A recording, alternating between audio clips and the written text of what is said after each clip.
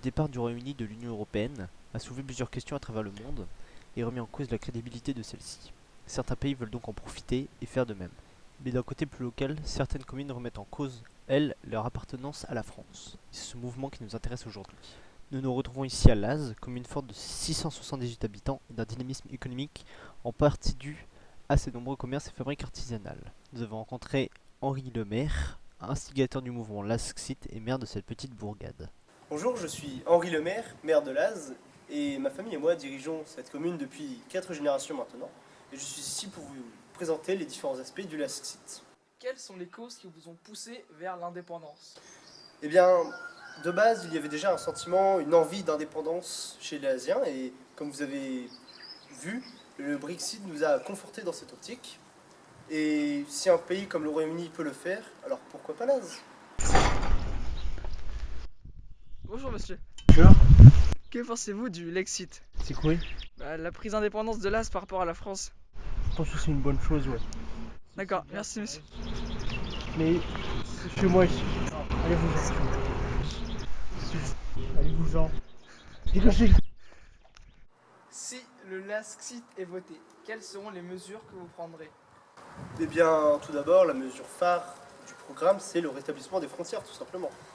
Cela va de soi, aujourd'hui nous sommes envahis par les Français, ils ont pris à partie notre économie, et Laz en souffre beaucoup. La seconde mesure, c'est tout simplement une réforme quant à l'obtention de la nationalité. Il faudra maintenant faire 6 mois d'intérêts généraux pour avoir une carte de résidence qui permet de vivre à Laz. La troisième mesure, ce sera une baisse des impôts, une réforme totale des impôts qui vise à aider les familles de Laz d'au moins 3 générations. Il y aura une baisse non négligeable d'impôts pour ces familles en question. Son, depuis la France a perdu l'euro, ouais. Ça donne plus rien pour moi, ouais. Elle se venge sur l'Az.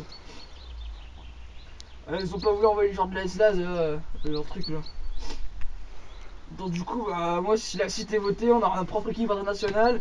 Dédé, Marty pour jouer en national, ça leur fera plaisir. Pour jouer avec leur plus grand héros et. Donc moi ouais je suis d'accord pour le Laxit. Ouais couillon, bouge! Bouge! Ouais. Alors, moi je pense que c'est pas une bonne chose pour l'Az.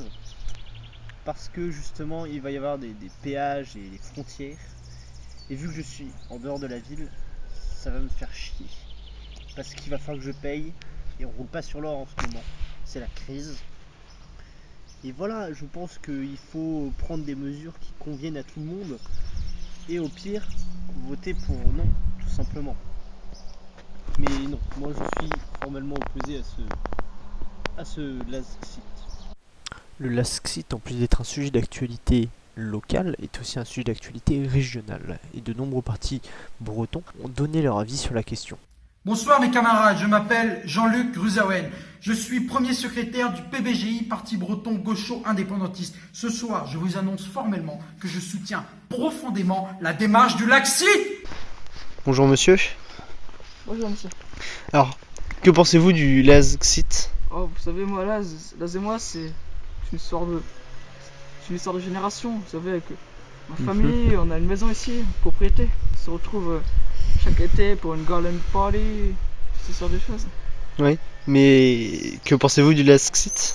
Bref, j'ai jamais compris vraiment toutes ces histoires. Moi, ça me fait ni chaud ni froid. De toute façon, toute cette paperasse, ce péage, cette frontière, moi j'ai assez de money pour tout ça. Ça ne me concerne pas. Eh bien, d'accord, merci. Êtes-vous confiant par rapport au vote de vos concitoyens?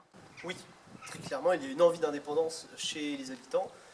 Ils m'ont demandé un référendum, j'ai mis en place ce référendum, je suis médiateur de cette envie. Si le oui passe, eh bien, nous verrons les choses en grand et nous aurons accompli quelque chose de grand. Et si le non passe, eh bien, nous aurons tenté et nous n'en sortirons que plus fort. Le résultat du référendum est encore inconnu, et les sondages ne sont pas d'accord sur le dénouement du vote. Mais une chose est sûre, Laz a aujourd'hui pris son courage à deux mains et tenté un tour de force sans précédent, et peu importe le résultat, le soleil ne se couchera plus jamais sur la même commune.